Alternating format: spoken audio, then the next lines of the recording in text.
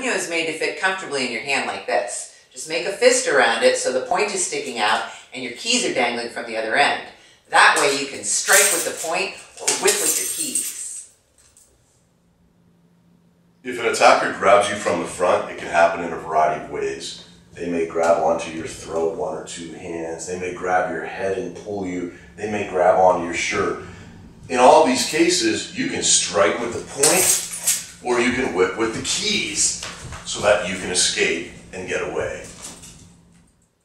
Even if you're attacked and grabbed from behind, you can still use MUNIO and strike backwards so that you can escape safely.